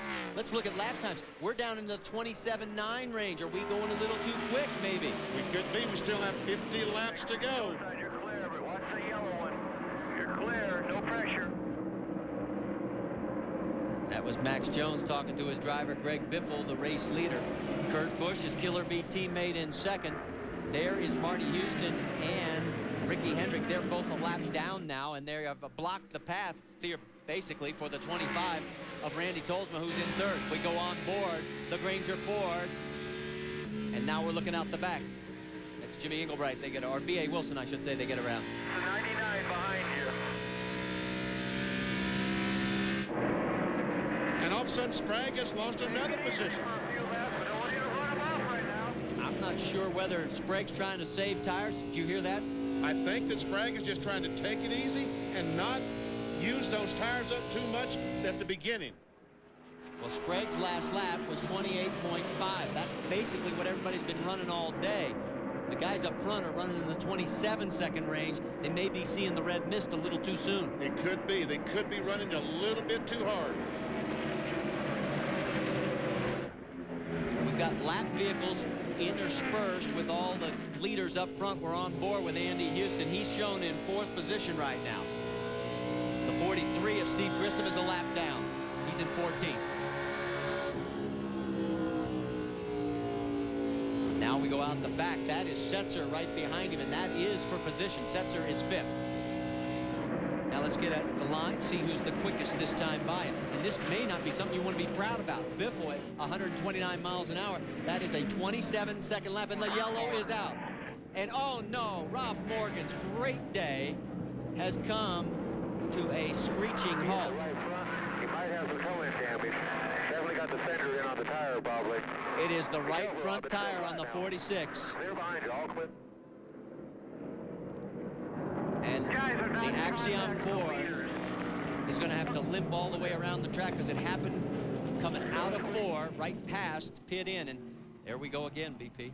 Just seemed like every time that a tire's had trouble with the tire today, it was coming off 4 going in 1. Now remember, Rob Morgan last changed his right side tires back on lap 111. So did Randy Tolzman. They were the two trucks that went the right side route and changed lefts here on our last caution on lap 141. So if I'm Randy Tolzman right now, I'm not feeling so comfortable. Oh, you can see right there. You ever see the right front is down as he comes off the corner, and in the wall he goes. Nothing you can do. I mean, you're just along for the ride, and unfortunately, what a great run. As Dave, he's coming your way. And they've been radioing in all the way, Rob. Try to hustle it around the track, but try not to beat it up too much on the right front. They're now going to lift the truck. We've seen it all day long. Took the hammers across and everything, trying to make sure they can hammer out any fender damage that has been caused to the Axiom Ford. This will be the set of used rights that we spoke of earlier. This is not a fresh set. They assembled a set from what they had here in the pit lane. And now Jack Sprague apparently is going to come down pit road, and Amy East, he's coming to you. As soon as the yellow came out, Jack radioed to Dennis Conner and said, what are my lap times and how many trucks are on the lead lap? They said 10 trucks are on the lead lap. Jack says, we almost got to do it. Dennis says, yes, we do. Left side tires for Jack Sprague. He hopes that these left side tires with the right sides he took just a few laps ago are going to give him the fresh set of 4 that he needs to win this race.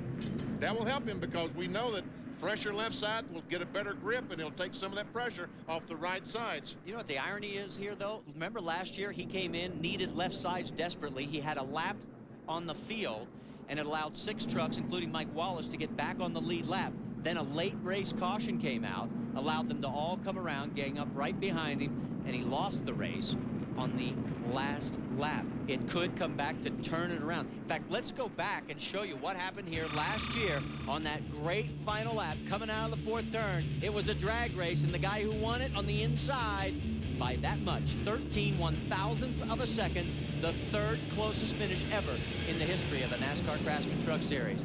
He doesn't want to see that happen again, I guarantee you. Well, Mike Wallace is not going to beat him today. I know that for sure.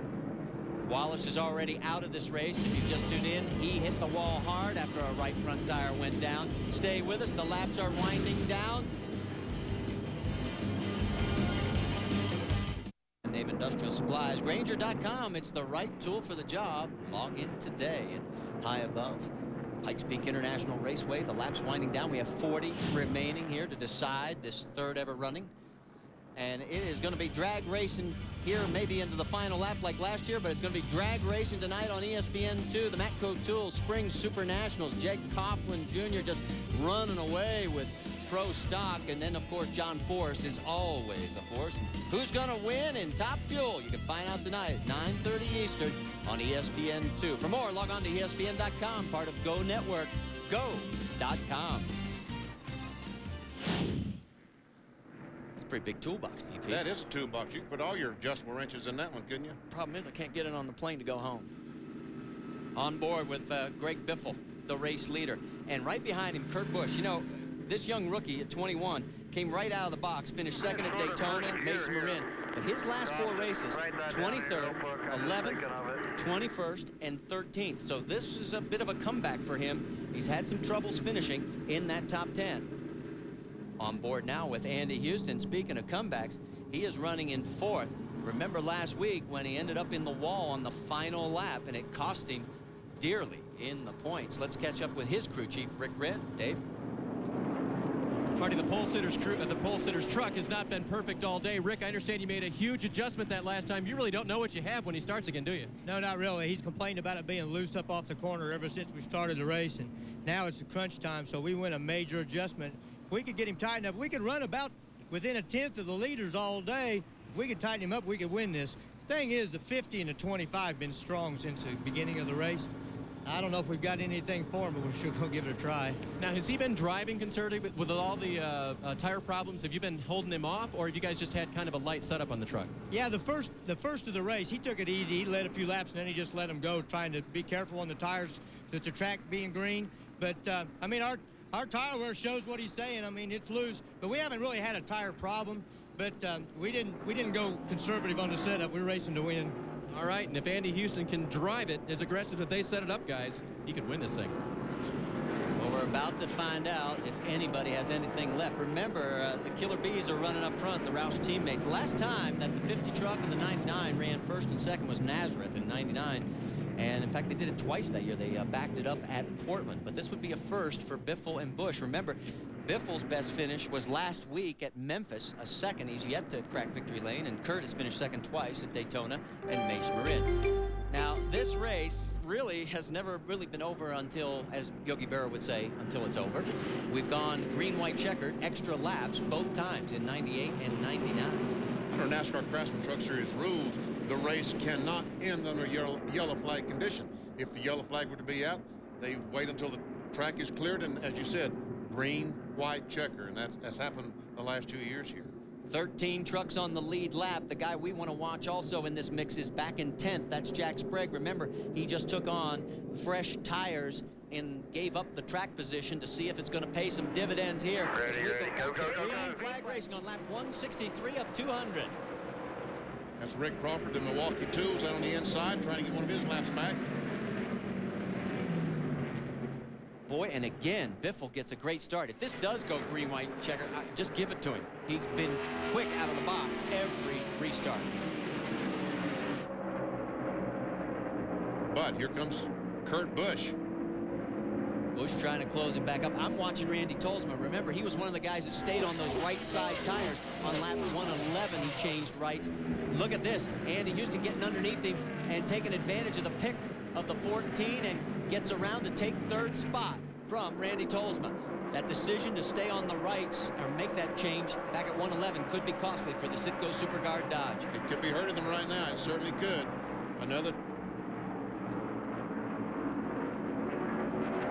The next truck for position behind Tolsma is the one of Dennis Setzer. Now he's going to try to look on the inside. Decides not to.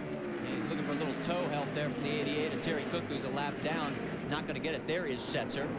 And Brian Reffner, another great run in that Johns Manville number 3.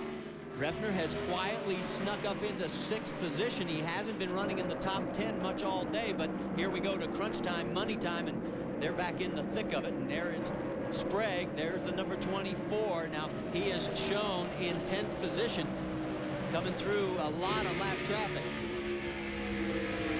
The truck that he's trying to run down is the 86 of Scott Riggs. And that is right in front of him there. 35 laps to go if you're just joining us here at Pikes Peak International Raceway. Round 9 of the NASCAR Craftsman Truck Series. Marty Reed along with Benny Parsons, Dave Burns, and Amy East in pit lane. It has been a tire battle. We have had right fronts going down all over the racetrack. Our points leader, Mike Wallace, is out of this race, crashing hard into the wall, damaging the Team ASE Ford. And Jack Sprague right now in 10th place, now moving into 9th, getting around Scott Riggs, has given up track position to take on fresh tires to try and run down the race leaders. Right now, Benny, he's 4 seconds behind our race leader, Greg Biffle. And he's got some traffic he has to work his way through. Randy Renfro, the 41 truck in front of Sprague, currently in the 8th position. So that will be a tough spot to nail down. Renfro likes to drive it deep. Renfro, his team still looking for a major sponsor. They've done a remarkable job this year, coming off of a bad race last week at Memphis where he was 30th, but his best was 5th at Mesa Marin. Here is the battle for 4th. Setzer, and he's got a problem with Rick Crawford, who's a lap down, and Tolsma right side by side. Setzer holds on to the spot, takes 4th, bumps Tolsma to 5th. Boy, it looks like Randy Tolsma, with those right side tires, got all those laps on him. Looks like he's really struggling right now. Dennis Setzer led 1 lap here last year, ended up finishing 16th as he had some problems. He had his best starting position ever here at Pikes Peak, qualifying very well in the 9th position. Currently running 6th in the points championship race. Boy, Tolsma's trying to hang on to the spot, but I just don't think he's got enough right tire.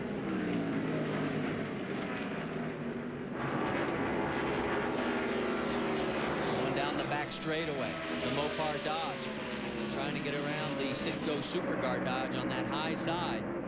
While all this is going on, we'll let you know that the lead up front, Biffle has a half second over his Killer Bee teammate Kurt Busch, so nothing's changed up there. You're not missing a thing. This is a great battle as Tolsma's hanging on by a thread.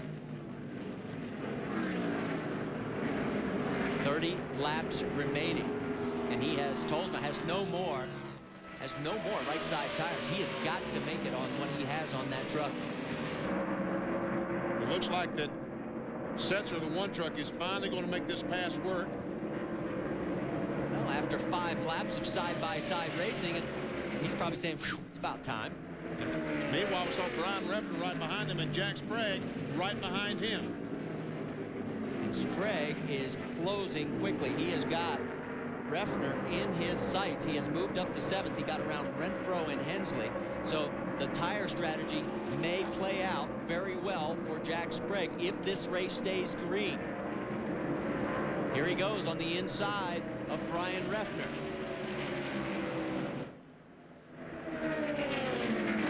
Let's check his lap time. It was a 28.3. And that's in traffic. Greg Biffle is clean air at 28 flat. He does get around Brian Reffner. So move Sprague up into the 6th position. Will he have enough time and enough tire to reel in Greg Biffle here at the Granger.com 200? Stay with us. Raceway, you're not seeing things. Jack Sprague in the number 24 GMAC Financial Services Chevrolet is duking it out with Dennis Setzer for 4th on the racetrack. Since the restart, he has picked up 6 positions, having a little more difficulty though. Oh, there could be the reason. Slower traffic, Ryan McGlynn. Setzer Likes that high line, though. And maintains the position, at least. Ooh, a little touch. No serious damage to either truck. Here goes Sprague diving to the inside. Sprague using up what tires he has left. This time by, we'll have 20 laps remaining. And BP, you think he needs a caution, don't you, to get back into it? Yes, I do. I think for Jack Sprague to win, he has to have a caution flag. Right now, if the caution were to come out and he beat Setzer back to the line, he'd be fourth in line, and with better tires than the leader, Biffle, be better tires than the other 3 trucks in front of him. He needs to get by Setzer and let the tires cool just a touch. Oh! He runs up to the racetrack just a little, and Setzer has to back out. That was the old slide job that you are familiar with at the open wheel, especially on the dirt. So Sprague now sets his sights on Andy Houston, who's about 4 seconds ahead of him. Let's go back and take another look. You ever see Sprague realizes that he's almost clear him, so he decides to drive up and try to get Setzer off the gasoline, and it worked perfectly. So let's set it for you. Greg Biffle's up front by 8 Bush. Then it's Andy Houston 3 seconds back, and Jack Sprague 6.9 seconds behind the race leader with 19 laps to go. Dave, give us an update on Jack Sprague. What do you know? Well, and as I see right in front of me, Joe Ruttman has cut down yet another right front tire. Could this be the caution that Jack Sprague needs? I just asked Dennis Conner, do you need a caution to win? And Dennis said it would be very helpful. Well, there is Ruttman. Now, that is his 3rd right front tire that they have cut down. No caution on the racetrack as of right now, as he is making his way limping down the backstretch. As a matter of fact, Ruttman this time went battle for the 6th position. Tolesville losing another spot. Ryan Refner goes by, and here comes the 17 of Ricky Hendrick. He's back in the lead lap. He's battling for position. Ricky Hendrick, after losing a right front tire, brushing the wall, got his lap back on the last caution when Biffle bailed out early. It allowed 3 trucks, including Ricky, to get on that lead lap, and he is making the most of it. Man, this youngster in his debut in the NASCAR Craftsman Truck Series, this is no silver spoon deal, folks. He is the real thing. He is running a great race. He's had a terrific race today. 17 laps to go, and he has just moved Refner to 7th. He's got a verge of a top 5 finish.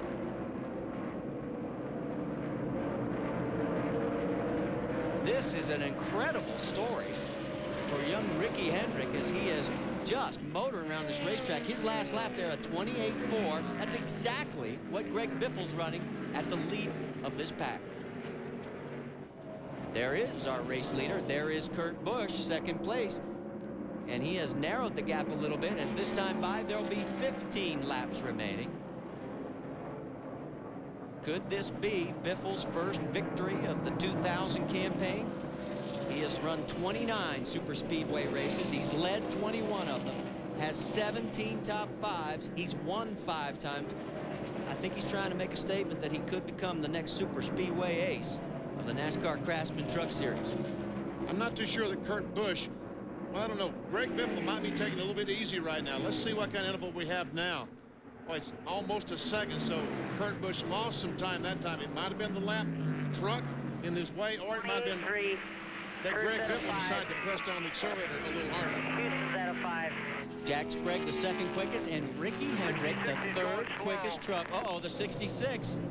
Another late break for the Carlin Burns control of Rick Corelli. The home track favorite is pulling into pit lane, so it looks like another DNF.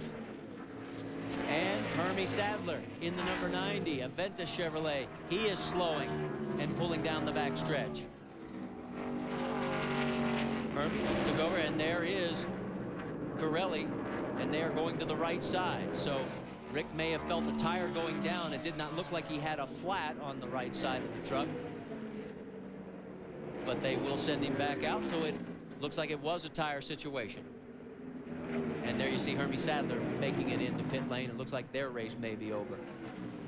Looks like I started saying the left front tire, but the fender just bulging out a great deal. Hermie takes the truck directly back to the garage area. So now there is Kurt Busch. He's now fallen back 1.4 seconds behind the race leader. Anything going on, Dave?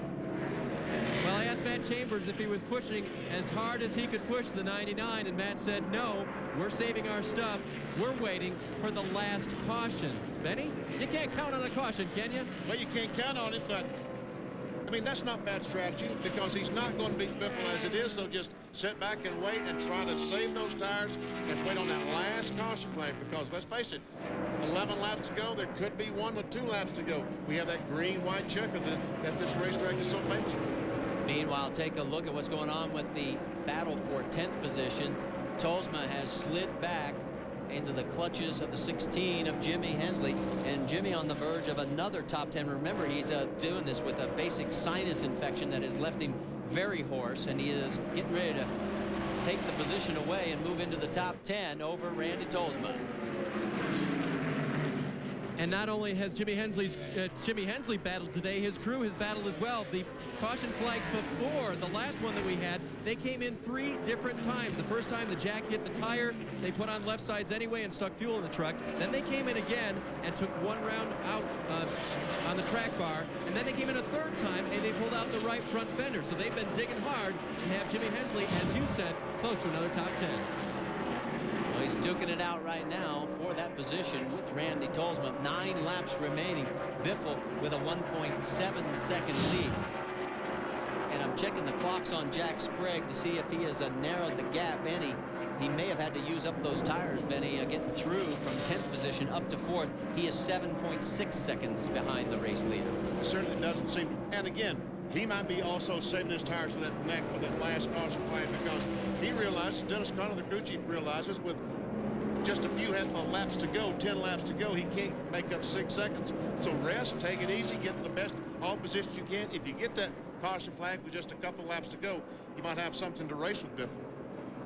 7 laps remaining for the Granger Ford. Remember, Biffle looked like he was in control last week at Memphis. Got in the oil of Joe Ruttman's truck on the final lap. Slid up the track. You see who they're worried about. They're keeping tabs on Sprague also. They thought they had victory last week. Lost it in that last lap slide. This week, they are out there in force and doing very well. And there is the Axiom Ford of Rob Morgan back out on the racetrack, but he is well down now in 28th after an extended pit stop. They had to replace a shock after the contact with the wall. On board with Greg Biffle, that's Coy Gibbs right in front of him. Just went by Chris Horn in the 58 truck. Put him a lap down. There's Chris. This time by 5 laps remaining, and Greg Biffle could be on his way to career victory number 10.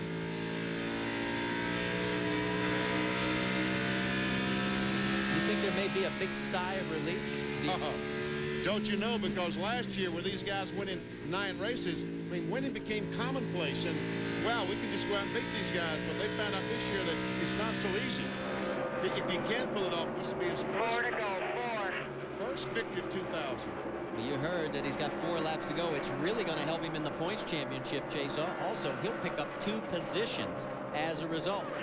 Oh, he got Steve Grissom is a flat tire coming off turn 2. And he brushed the wall. No yellow. No yellow. Keep going. No so yellow. far, NASCAR officials have not put out the yellow flag.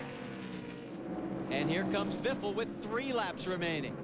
No yellow. Keep going.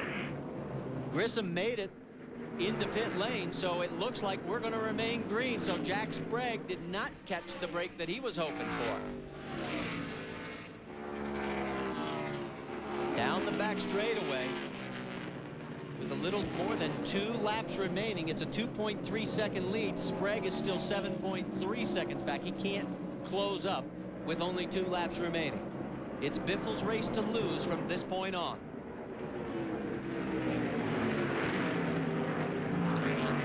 Two to go, about 30 more seconds, and Biffle will have him a victory because if on the white flag, if the caution flag were to come out during that lap, the race is over. It's prior to the white flag coming out. Down into turn 3 and 4, the Granger Ford running a 28.4 second lap last time by. This time by, here's the white flag. One more. So the strategy, the tire combination, the driving skill, the Granger.com 200, all the pressure of having the title sponsor on the event, and it looks like Greg Biffle is going to breathe that rarefied air of Pikes Peak International Raceway. It gets thin up here, except when you win. Your lungs fill up and you pick up victory number 1 of the season, career win number 10. Great job, buddy. Yeah. It's going to be a Roush Racing Sweet BP. Kurt Busch in second. Well, I tell you what, Roush and his Roush-Keteers did a great job today, didn't they? The Roush-Keteers, that's a new one. Andy Houston crosses the line third. Jack Sprague fourth. Dennis Setzer will round out the top 5, and Ricky Hendrick will come home in 6th position in his debut race on the NASCAR Craftsman Truck Series. There's Dan Banks, the crew chief, and we'll talk to our winner in Victory Lane when we come back to Pikes Peak. You are the winner today, Greg Biffle, the Grainger.com driver. I got to ask you, did you guys try to stretch things out at the end after what happened last week when you sort of held back and were really close at the end with Sprague? No, we just had a really good truck today. I mean, the crew did an awesome job. We had awesome horsepower. The crew was awesome in the pits. The only guy that beat us out today was 25 they did left. So just so proud of all the guys. And the Exide guys. I thought Kurt's running that line down there, running high. I thought he was saving something for us, maybe at the end, you know. But I'd just like to say thanks to all the Grainger people and the Roush people back at home, our body guys, our fab guys, everybody. Team effort. A definite team effort. And let's go a few hundred feet down to Victory Lane, where Amy East is standing by with Greg Biffle. The Grainger driver wins the Grainger.com. Greg Biffle enjoys celebration. Wow, thanks, Greg. I was thirsty, and now we're all drinking Gatorade down here. We thought you were going to get it last weekend, but you were 1 lap short. Look what you did to me here. Gets a kiss from girlfriend Nicole. You did it, buddy. Good job. Yeah, I got to thank these guys right here. The crew did an awesome job, man. There's a little shower from teammate Kurt Busch with an impressive 2nd place run. Yeah, I tell you, the Grainger Ford was awesome today, and I say Grainger needs to sponsor some more races because everyone they have, I've won, and my hat's off to the guys. They made the F-150 just awesome today. I mean, I couldn't do anything wrong, and they're saying conserve tires and slow down, and I was running it really easy, but they did an awesome job in the pits. A great call on Randy's part. I was doubting him on the tire call, but he did an awesome job.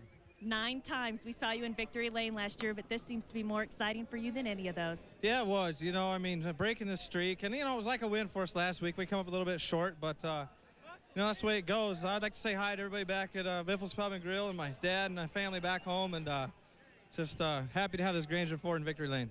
You know, we doubted you a little bit at the beginning of the season, looking at your focus, knowing that you're moving to the Busch Series next year. Are you guys back now? Are you a threat for this championship and maybe 8 more wins this year? Yeah, I hope so, but I think we're a threat for the championship, definitely, and I think we have been since the start. But, you know, we got back a little bit, and now we're coming back, and it feels good to start making that progress forward, you know, and we led the most laps today, and that helped us out, too. You guys heard it. Greg Biffle is back.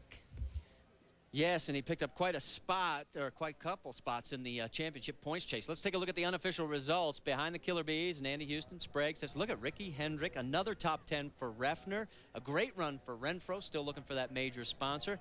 Top 10 for Riggs. Tolsma, unfortunately, dropped all the way back to 12th. The tire strategy didn't work, and there is the rest of the field. What a great race, and take a look, because you're going to have to go to page number 3 to see Mike Wallace. He was the former points leader. He's going to lose it. We'll update that for you when we come back to Pikes Peak International Raceway.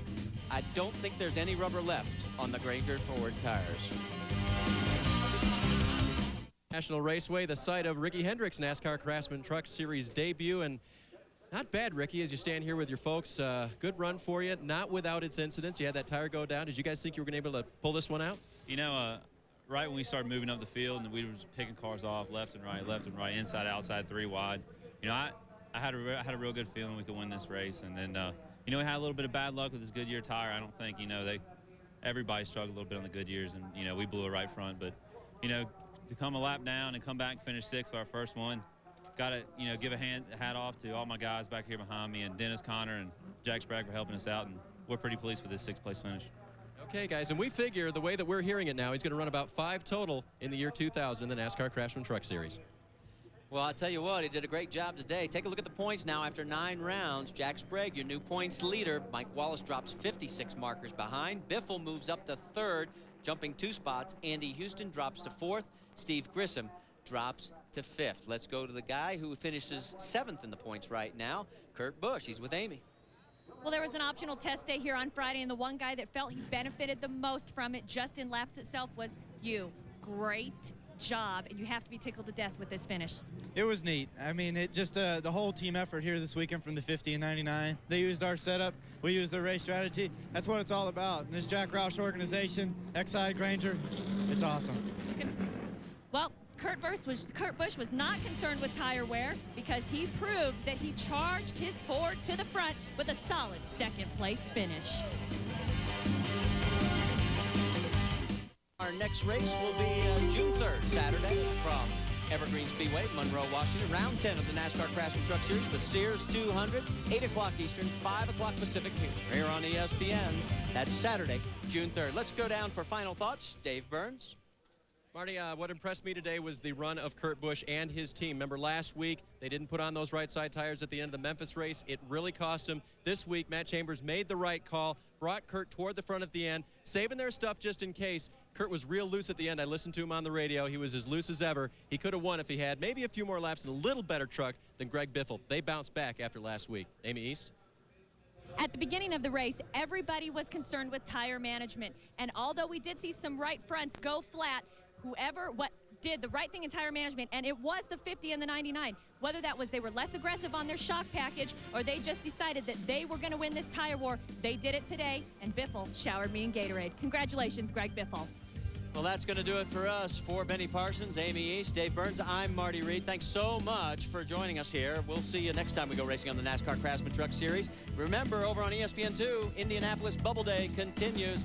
We'll see you next time we go racing. This has been a presentation of ESPN, the worldwide leader in sports. For more, log on to ESPN.com, part of Go Network, go.com. Greg Biffle, your winner here at Pikes Peak. So long, everybody.